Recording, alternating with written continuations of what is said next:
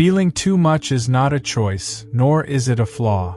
It's a way of being in the world that doesn't fit within the usual structures of modern life. While most people move through their days with functional lightness, there are those who carry a denser gaze, a perception that goes beyond the surface. It's not just about emotion, it's about an expanded awareness that picks up on hidden details, emotional nuances, subtle contradictions. This way of existing can't simply be turned off like a switch. It's always there, active, absorbing everything: words, tone of voice, environments, silences, other people's pain. And the result of that, often, is exhaustion.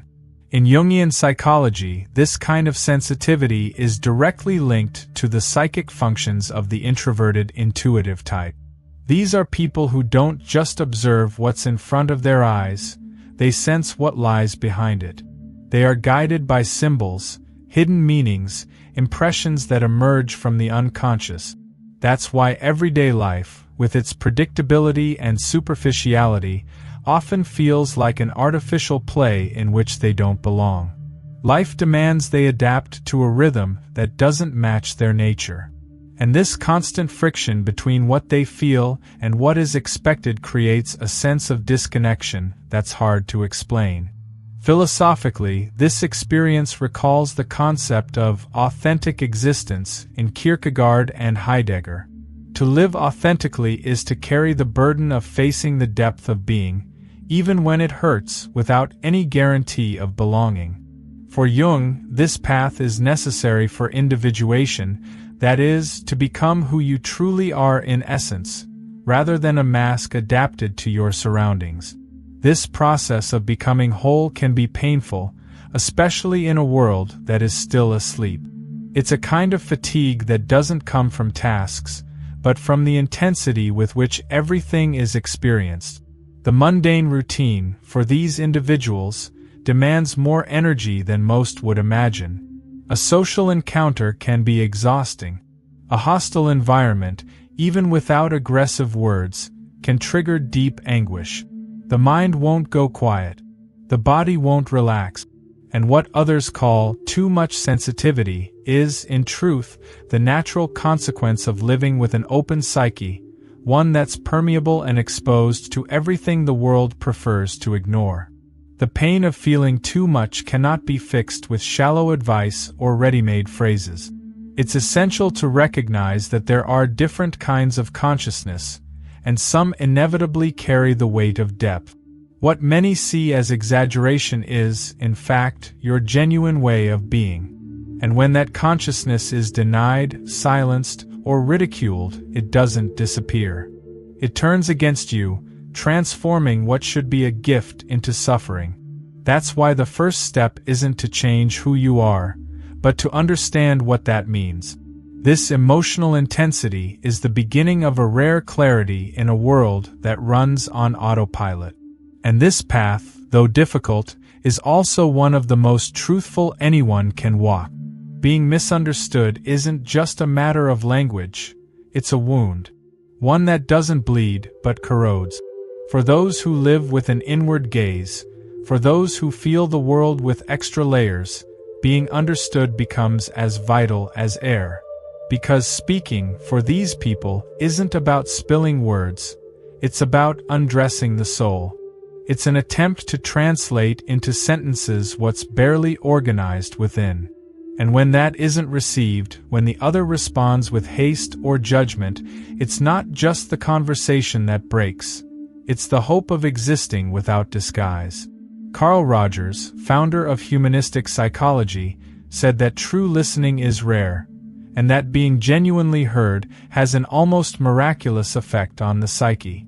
To him, one of humanity's deepest pains is living in a world where our real self must be hidden in order to be accepted.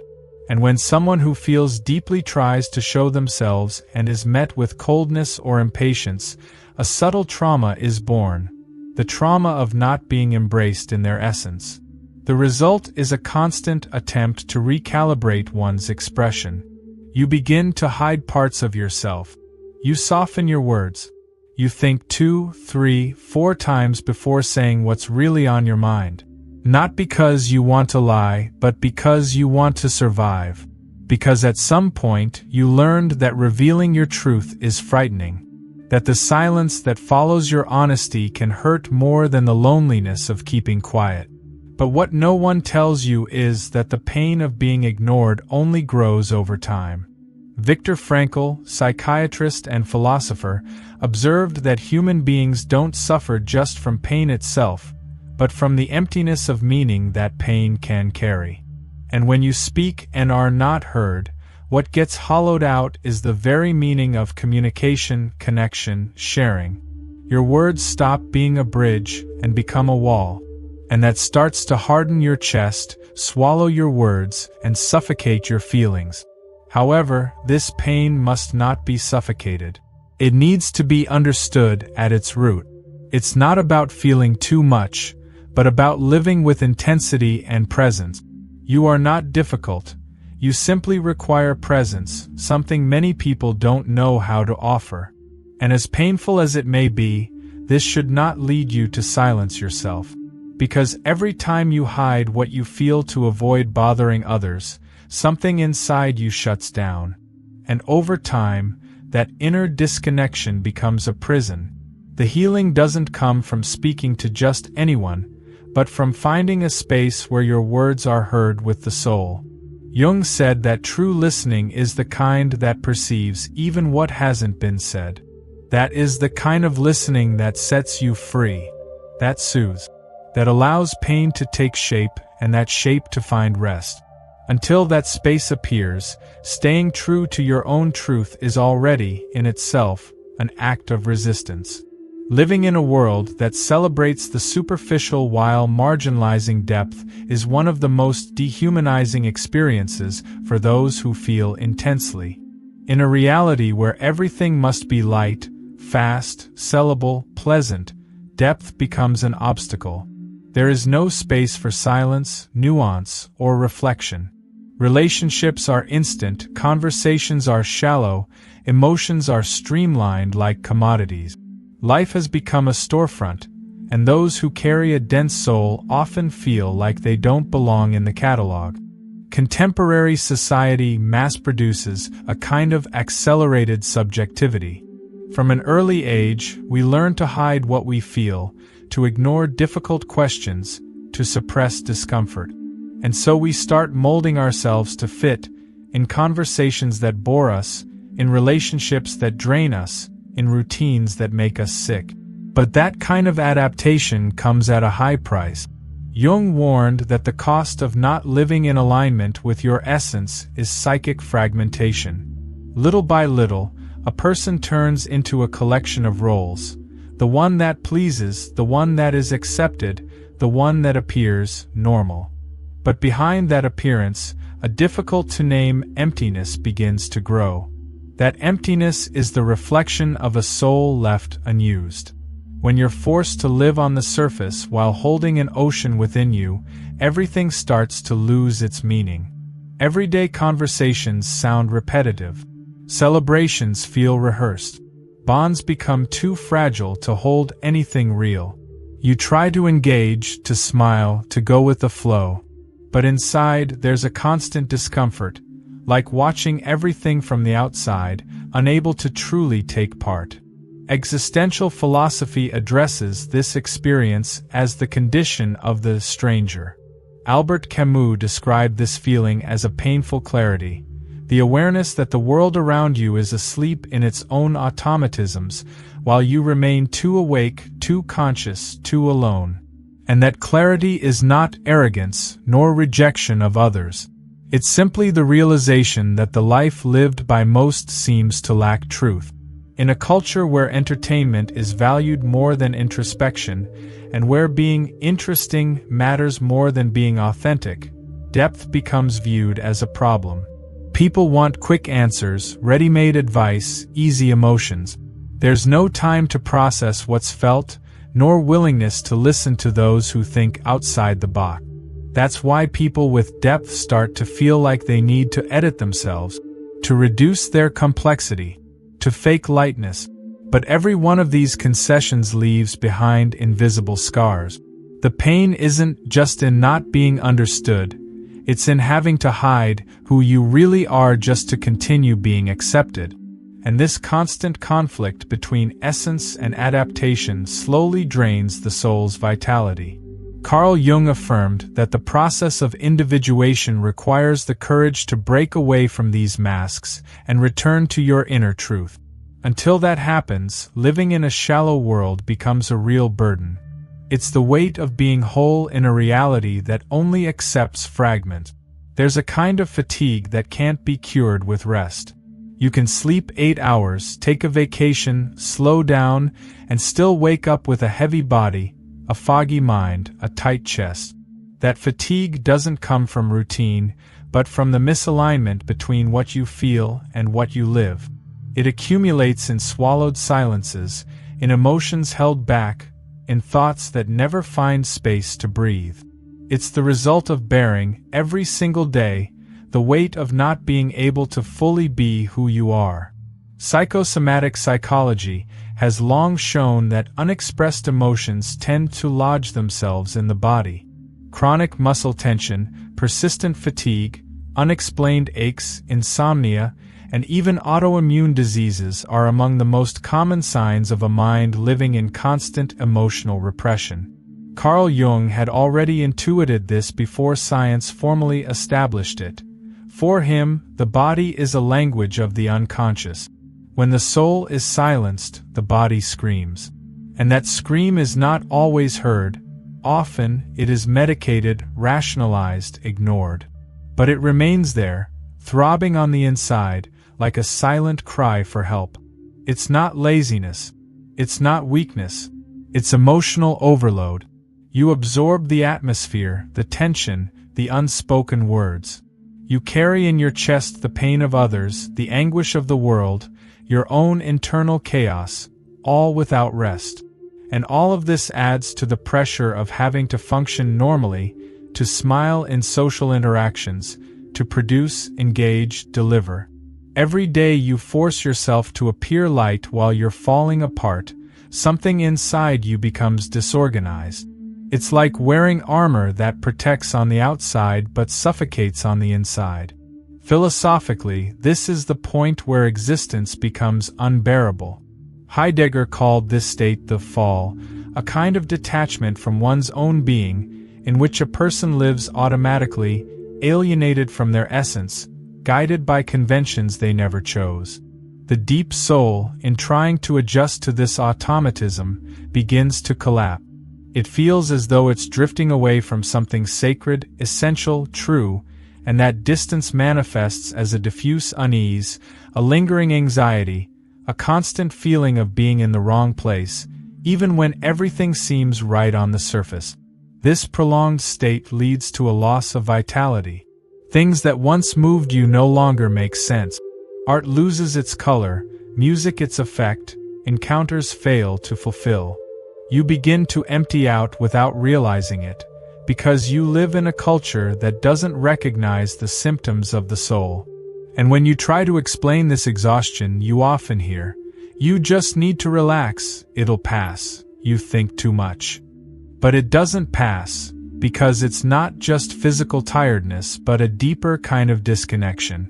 Reconnecting doesn't mean running from reality. It means stopping the flight from yourself. It's about returning to feel with legitimacy, naming what weighs on you, allowing the body to speak without censorship. Jung believed that you have to descend into the depths to find the true self, and sometimes what we call exhaustion is merely an invitation to dive inward, so that instead of merely surviving on minimal energy, you can live in wholeness, even if that means facing truths the world insists on ignoring. Little by little, you begin to notice. Every time you show your full self, something breaks. Conversations shift in tone. People pull away. The room grows colder. You start hearing that you're too intense, too sensitive, hard to deal with. And before long, almost without realizing it, you begin to hide parts of yourself, to withhold thoughts, to modulate your energy, to dilute your own depth, just to avoid being a burden. This movement, though subtle, is devastating. Because every time you stop being who you are to be accepted, you drift further from yourself. Donald Winnicott, the English psychoanalyst, called this the false self, a structure built to secure belonging in environments that don't tolerate authenticity. The problem is, over time, the false self replaces the real one. You learn to survive, but forget what it means to truly live. You're accepted, but not loved. Tolerated, but not seen. Functional, but deeply alone. In Jungian psychology, this process is one of the most painful forms of shadow repression. The shadow is not just what is bad or dark. It is everything that has been excluded from our conscious awareness because it wasn't accepted by others or by ourselves. And when you start hiding your depth to avoid rejection, you're casting away a deeply valuable part of your being. Your sensitivity, your intuition, your creative power. You start living in fragments, one part for the world, another forgotten in silence. This kind of fragmentation has real consequences, not just emotional, but also spiritual and existential. Nietzsche said that becoming who you are requires courage, because it involves breaking away from the need to please. But how can one have that courage in a world where difference is seen as a threat? How can you hold on to your truth when even those closest to you react with discomfort or sarcasm? It's at this crossroads that many people become lost. Upon realizing that their depth unsettles others, the fear of rejection starts to speak louder. And when fear takes the reins, it begins to shape your character. You start calculating your words, avoiding topics you love, limiting yourself in the name of acceptance. And with that, life becomes small, narrow, colorless, because there is no joy to be found when you have to shrink yourself just to fit in. This vicious cycle must be broken. And the way out is not some proud self-sufficiency that rejects others, but an internal strength that allows you to keep being who you are, even if it costs you certain relationship. Jung believed that healing is only possible where there is integration.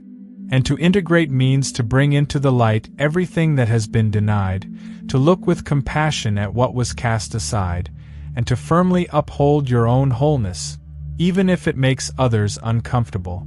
Being whole will never be easy in a world that rewards the superficial. But that's exactly why your depth is necessary. It's not exaggeration. It's not a flaw. It's truth. And truth, no matter how much it costs, is the only ground where the soul can truly rest. What you seek isn't an audience, nor admiration, nor excessive attention. What you truly desire is something much simpler, and, paradoxically, rare, to be truly seen. Not in the superficial sense of being looked at, but in the deeper sense of being met. You want to be recognized in your essence, by someone who doesn't just hear your words, but understands what lies beyond them. Someone who, when hearing you speak about what moves you, doesn't try to fix, minimize, or change you, but simply stays present, whole, offering real listening and true care. This need is not vanity. It's humanity. Martin Buber, the philosopher of encounter, said that existence is only fully realized in the space between the I and the thou. We are not complete alone. We are beings who bloom through mutual recognition, and when that recognition doesn't happen, the soul becomes ill. It shuts down, withdraws, becomes defensive, not out of weakness but out of survival, because the absence of empathetic listening turns the experience of being into a constant struggle to justify oneself, and that's far too exhausting for someone who feels everything so deeply. Jungian psychology also leads us to this place. He believed that a true encounter with the other is a path to mutual transformation. But for that to happen, there must be space for otherness. And the problem is that in a world ruled by utilitarian relationships and emotional haste, there is rarely a willingness to hold the weight of another's depth. The bond, then, becomes fragile, and you can feel it in the air, when someone is merely waiting for their turn to speak, not truly with you in the same feeling. That's why conversations frustrate you, why connections leave you hungry. It's not ingratitude, it's that your soul craves more, not in quantity but in quality. You don't want to be surrounded by voices. You want a shared silence that doesn't suffocate, a gaze that welcomes without judgment, an affection that doesn't demand lightness when all you have to offer is truth. Levinas, another philosopher of otherness, wrote that the face of the other calls us to ethical responsibility. To be seen, in that sense, is to be welcomed in our vulnerability without being dissolved by it. And maybe this is your greatest longing, not idealized love, but real acceptance. The experience of being able to exist in the presence of someone without hiding your crack, without needing to explain why you are the way you are. And as rare as that experience may seem, it exists. But for it to happen, you must keep your truth alive. Keep offering the world your depth, even when it isn't immediately understood. Because somewhere, someone else feels too much as well. Someone is waiting for a presence like yours to finally let their guard down. Being seen heals. Being understood transforms. And your search, as lonely as it may feel, is proof that your soul has not given up on being whole. Depth wounds, but it also reveals. It carries a contradiction. It pushes people away, yet it connects in the truest way. That's why what seemed like a curse from the beginning, this intense, silent, often lonely way of feeling the world, can, over time, become a key. A key that doesn't open external doors, but internal ones. And it's only through that inner opening that it becomes possible to live in fullness, even when the world insists on fragmenting everything. Jung said that the process of individuation involves ruptures, internal conflicts, confrontations with the shadow, deep revisions of one's story. What you feel today, that weight in your chest, isn't meaningless suffering. It's the friction between your essence and a world that constantly demands adaptation. And that friction is the starting point for transformation. What you need to understand is that your pain doesn't separate you, it reveals you. It's not a sign of weakness, but of unsuppressed sensitivity. In a world where most people live disconnected from themselves, to feel is an act of resistance. And the more you feel, the more you are called to find your own path, one that won't look like anyone else's. A path where depth doesn't need to be hidden, but integrated, embraced, recognized as a vital part of who you are. Nietzsche said that he who has a why can bear almost any how. And perhaps your why lies exactly in what now feels unbearable, your intensity, your clarity, your pain. The same depth that isolates you may be what enables you to understand others in a way no one else can. Your pain, when understood and worked through, can become wisdom. It can become a bridge. It can become healing. But for that to happen, you must stop trying to fit where your soul contracts. You must stop asking for permission to exist fully. The search for belonging cannot come at the cost of your integrity. The world may continue to be shallow, and it will. But that doesn't diminish the value of those who dive deep. On the contrary, perhaps it's the ones who dive who carry within them the maps the rest of the world doesn't even know it lost. To be deep in a superficial world is, above all, a call to courage. The courage not to mold yourself, not to erase yourself, to keep being whole even when it makes others uncomfortable. The courage to find meaning not in approval, but in presence. And to make your own consciousness the place where, at last, you can rest without mask. In the end, your depth is not what separates you from the world. It's what the world needs most, even if it doesn't realize it. And it's in that silent space between pain and clarity that true freedom is born. The freedom to be who you are, without fear, without excuses, without needing to apologize for feeling so much.